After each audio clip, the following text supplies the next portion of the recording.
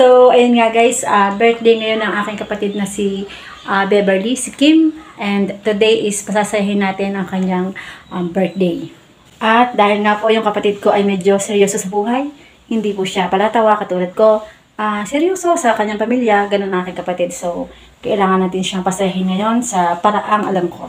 At tiyak na siya ay tatawa talaga. So, tara na nga sa grocery at baka magbago pa ang isip ko. Ay, naku, wala pa naman akong sahod dito sa pag-vlog, diba? So, parang galing lang sa bulsa ko. Wow, mabait ni ate, diba? So, tara nga. At ating pamimili na siya ng kaunting pansit, sopas, or kung ano man.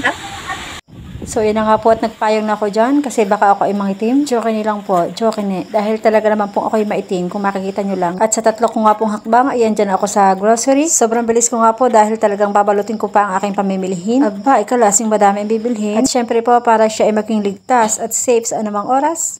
Safeguard. Pwede ka nang maligo. At para po siya hindi matalo sa hamon ng buhay sa araw-araw, kaya ibinili ko siya ng champion! So, haya, may panlaba ka na. Next ko nga po kinuha dyan ay ang kanyang pampatanggal ng kanyang lungkot. Para po kahit anong dami ng hugasin, hindi siya malulungkot. So, ito ang sayo. Isang joy! Sa maghapong gawain at sa pag-aalaga ng kanyang tatlong anak, pagod na pagod at stress na stress siya. So, kailangan niyang sumaya. Kaya ito, happy! Wow, pwede ka nang tumawa. Next ko nga po kinuha ay ang pampahaba ng buhay. Umana po ako dyan ng gulay pero wala akong makita. At dahil paborito niya laging kainin, so bibigyan ko siya ng pansit canton.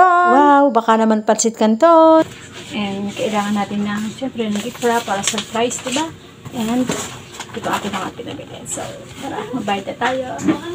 At nagbayad na nga po ako sa mabait na kahera. Bukod po sa mabait ay talagang napakaganda ni ate. Uy, followers ko yan. Shoutout sa'yo. At dalas-dalas na nga po akong umuwi dyan para balutin ang aking munting regalo para sa aking kapatid. At dahil nasanay naman po akong magbalot, so agad ko siyang natapos. Dahil dumidilim na nga po sa labas para nagbabadyang ulan, so dalas-dalas na nga po ako dyan. Hindi ko nga po alam kung siya magiging masaya sa laman ng aking mga regalo. Pero alam ko, tatawa siya dyan ng malakas at magiging masaya siya sa araw na ito. Siyempre, kung tayo mayroong regalo, ay meron din tayong cake from Red Ribbon! Woo! Tuntua siya. Ito bigyan. Oh! Ang ganda na. Happy birthday, cake! Oh,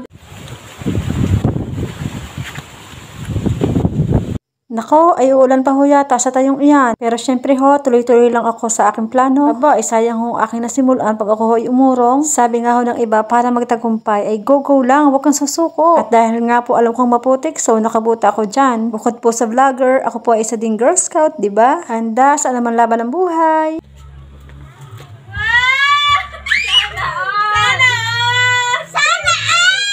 O diba ang tuwa niya? So itong sa'yo, isang munting regalo. Wala ka? Ikaw, wala ka? Ayoko na. Basta kukuhanin mo na. Ano ba tawag? Happy! Happy! Ano ka? Bili pa ako lahat? Ano ba? Happy na siya sa happy. At yun nga po mga sumunod niya nabunot ay tuwan-tuwa siya. Oh, kitang-kita niyo naman. Sa konting bagay talaga po ay napasaya ko ang aking kapatid. So happy din ako sa kanyang kasiyahan. At maingat nga po kinakapkap kung ano ang nasa loob at natatawa siya. Oh, isang lansones. Ngayon nga po ay mahal pa ang kilo na lansones kaya isang piraso lang para sa next naman ay ang saging. Ang isang maliit na saging. So tuwan-tuwa siya. Sunod pong makukuha niya ay talagang iirit siya.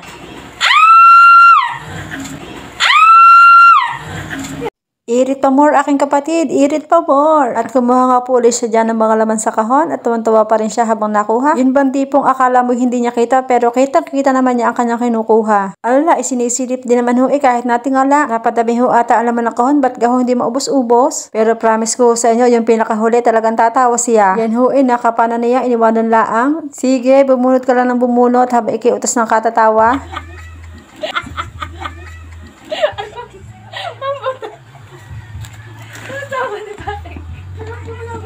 Ano yan? Ito! At yan nga po palang panghuli, hindi na niya pinakita. Ewan ko ho sa batang ari kung bakit ayaw pakita, nahihiya ho ata. At syempre ho, bago ako umalis, edi ako ho magsasharon muna. Anla, aerohimatic na pag ako umalis, talagang may dalang pansit. Edi yan ho, ako'y pandali na ng balot at ganang uulan pa nga ho, ako'y uuwi na sa amin. At muli po ay maraming salamat sa inyong panonood ng aking mini vlog. Maraming salamat po sa inyong suporta palagi. God bless us all. Thank you po. Thank you.